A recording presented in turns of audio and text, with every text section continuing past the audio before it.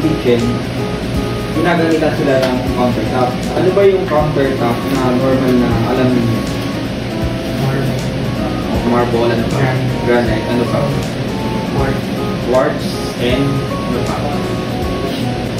Solid surface. So, yun yung mga common, which is ang pinakamadalas na rini-request nila designer is quartz. Pero meron pa rin namang client na gusto nila yung marble at saka granite. Ano nga ba yung difference ng materials na yun? Advantages at saka disadvantages. Alam niyo ba ang itsura pagka quartz, marble at saka granite? Solid surface. Granite. Okay, start natin sa dalawang common na ina-harvest para makakuha ng materials. So, si granite at saka si marble, ito yung pinaka-common before pumasok si quartz. Quartz kasi normally, they are man-made, pero natural material pa rin. Ibig sabihin, the composition of material is made of natural, naka-grind yan, quartz, sand sila or dust na kinombine or pinrest para makapag-produce sila ng isang slab. Ngayon, sa galing ng technology ngayon, nalalagyan nila na parang totoong bato.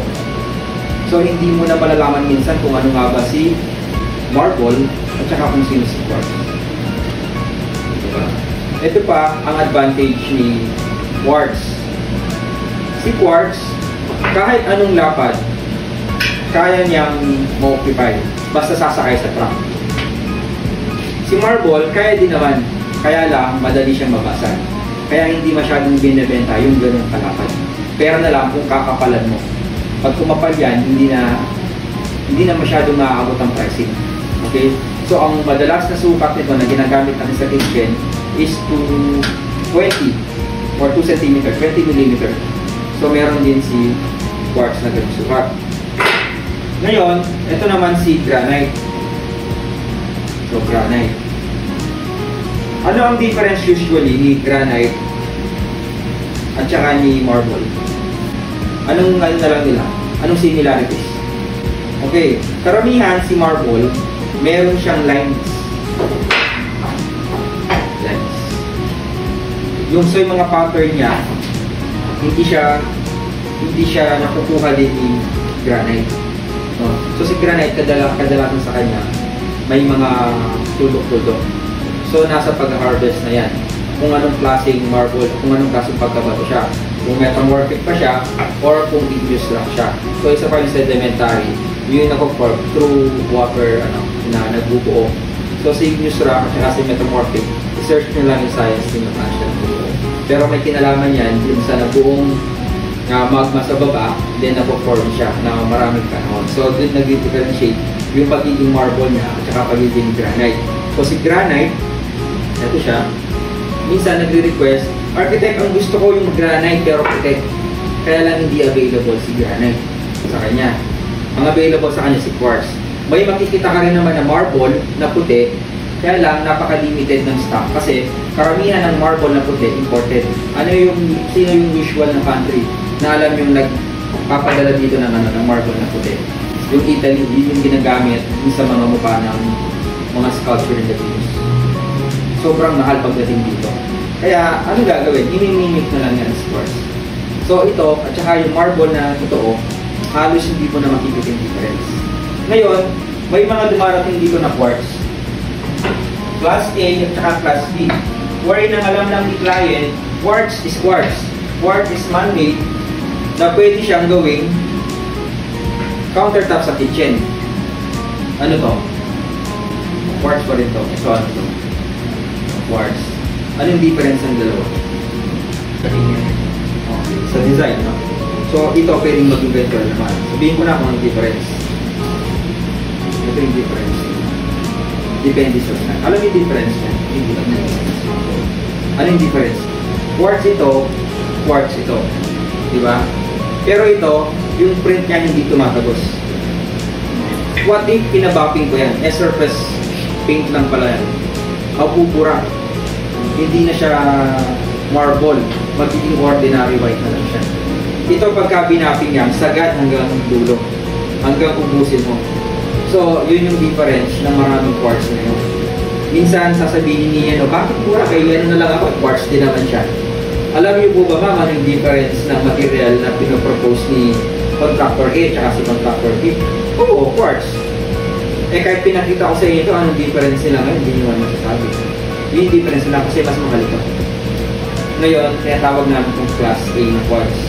Ito, yung parang secondary quartz na lang. Pero si na contractor, quartz, yun lang yun. Magkakaproblema yan sa pagka-testing. Meron na kaming video yung ginawa, tinesting namin yung dalawa.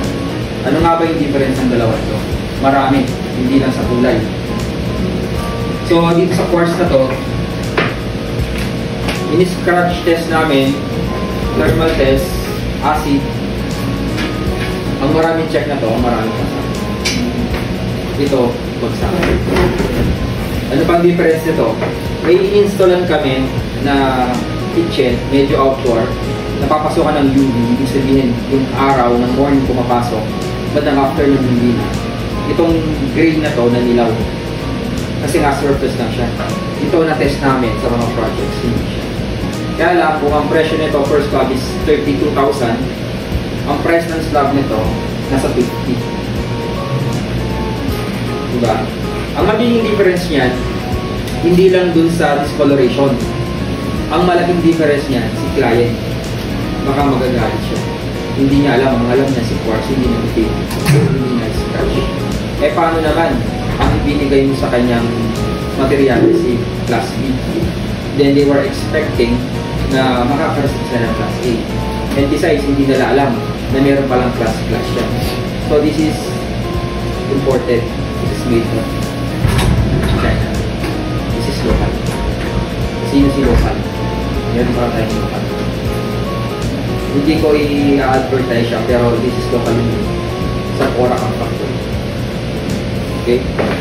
So somehow, alam niyo na kung ano yung quartz. Quartz, may dalawa palang klase ng quartz ngayon. Hindi ko lang ilang klase or ilang variant ng quartz meron tayong sa ngayon. Ito lang ang unang na-experience namin.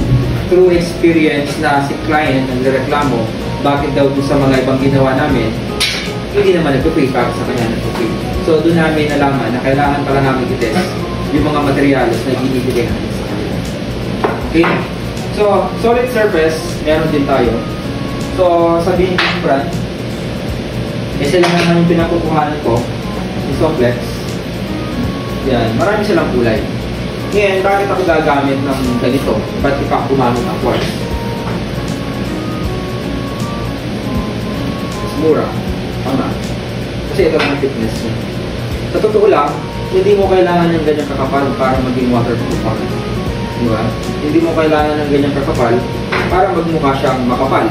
Kasi ito, pagka pinapping yan sa dulo, mag-merge yan.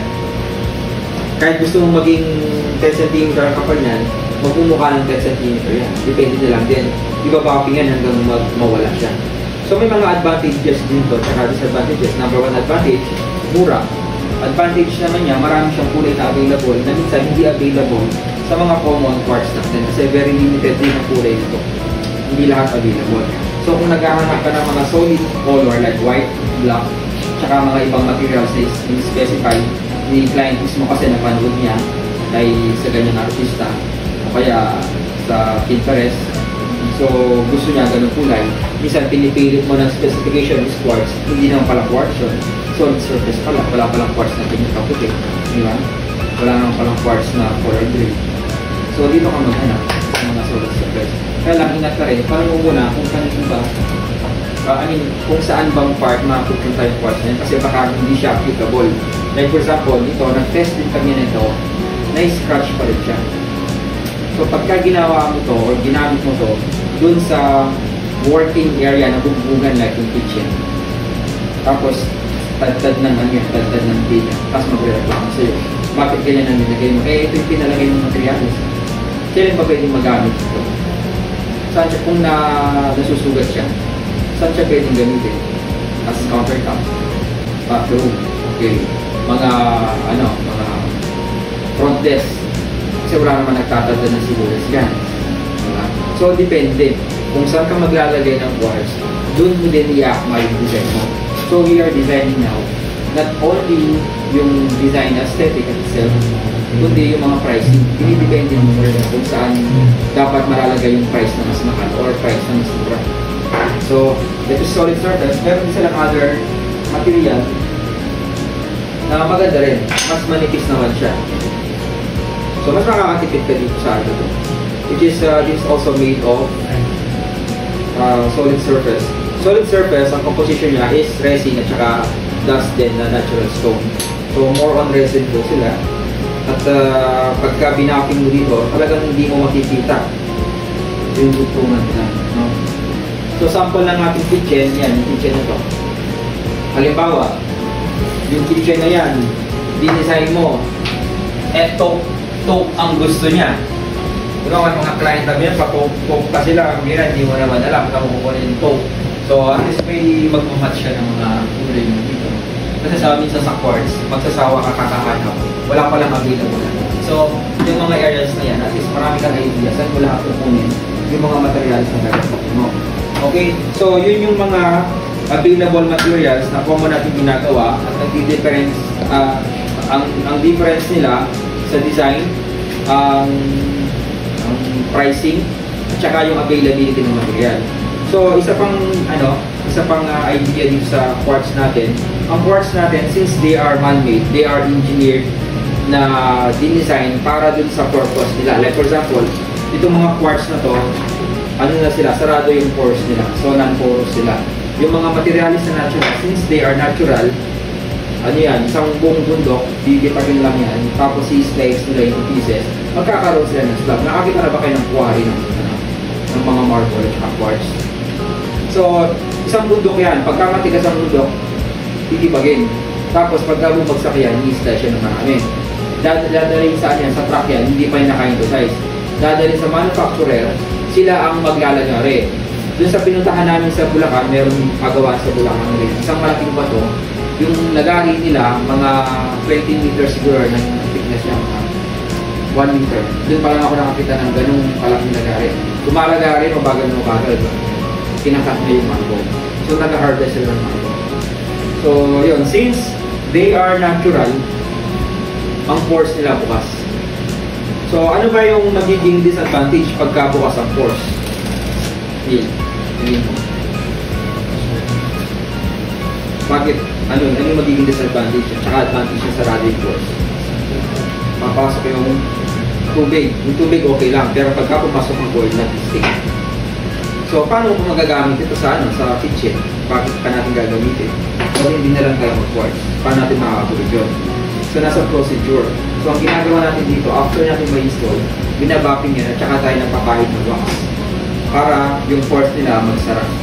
Kasi may mga client pa rin na gusto nila natural yung material na nasa kitchen. So, yung mga advantages at saka disadvantages. Pagka mag-specify kayo ngayon ng mga countertops ninyo sa mga kitchen, alamin nyo muna kung ano yung pinakamaganda. Hindi naman ibig sabihin na ito makapal or ito manipis, hindi na siya maganda. May mga areas kasi na ito yung pinakamaganda or ito yung pinakamaganda. No? Yung advantages at saka disadvantages nila, gamitin nyo lahat advantage sa mga design nila. Okay? At sa pasamang kagandahan ng mga manly, yung kulay nila consistent. Pagka nag-install ka ng quartz ngayon, after 2 years, pina-extend, possible na makukuha mo pa yung kulay. Pero sa marble, pagka wala nang available na pinwari doon or yung available na natural material, yung kulay niya baka hindi na available or yung mismong available na na kulay dati baka wala na kasi na-harvest nga lang yan. Hindi tulad ng mga quartz, ginagawa lang nila kaya nagiging consistent yung mga availability ng kulay. Kaya na lang kung obsolete na, hindi na ginagawa na. Kadalasan may mga bago pa. So ito, mga dati kong ginagamit, nung napa-approve ko, after 1 year, hindi na available. Kaya medyo na din tayo sa pag-specify. Ano yung mga properties nila, availability. So yun yung pinaka-importante. Okay?